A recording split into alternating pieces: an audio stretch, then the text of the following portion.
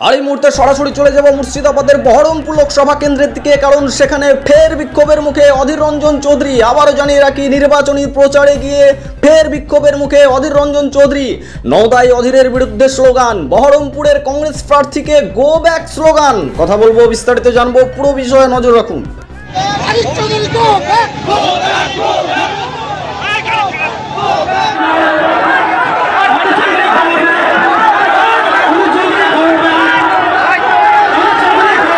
শনিবার সকাল সকাল নওদা বিধানসভার শ্যামনগর এলাকা থেকে পায়ে হেঁটে নির্বাচনী প্রচার শুরু করেন অধীর চৌধুরী। আর সেখানেই তৃণমূল কর্মীরা অধীর চৌধুরীকে ঘিরে বিক্ষোভ দেখাতে থাকেন। রীতিমতো গো ব্যাক স্লোগান উঠতে থাকে তাদের মধ্য থেকে।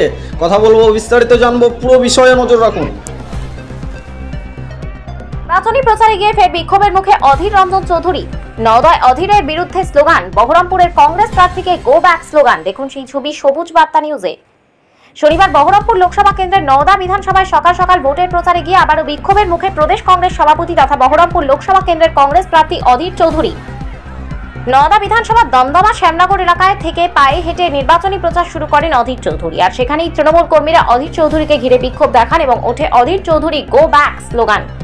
ঘটনাস্থলে দুই দলের কর্মী সমর্থকদের মধ্যে ব্যাপক উত্তেজনা সৃষ্টি হয়। ঘটনাস্থলে পুলিশ এসে উত্তেজনা থামিয়ে অধীর চৌধুরী গাড়ি সেখান থেকে বের করে দেয়। সবুজ বার্তা নিউজ।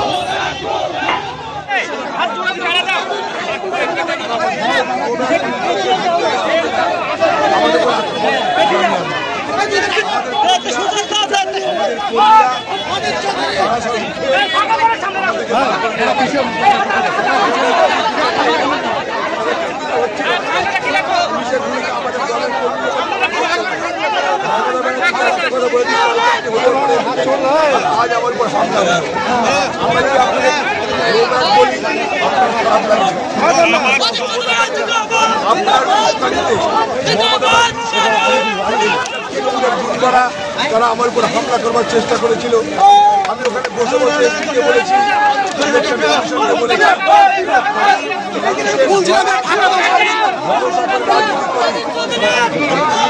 মহিলাদের মস্তানিকে বরবাদ করি না, আজও কোটি টাকা করবই করবো, আমিই করবো।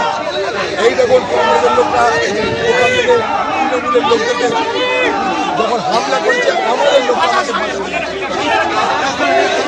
পুলিশ ওখানটাই লালিপপ খাচ্ছে দাঁড়িয়ে দাঁড়িয়ে। বাংলায় কেন্দ্রীয় খোঁজ এই কারণে চেয়েছি, সেন্ট্রাল ফোর্স ভোট হবে এবং ভোট আমরা করাবো। আবার বলছি, এত মস্তানি করার পরেও যদি দেখাতে পারি ছেড়ে দেবো।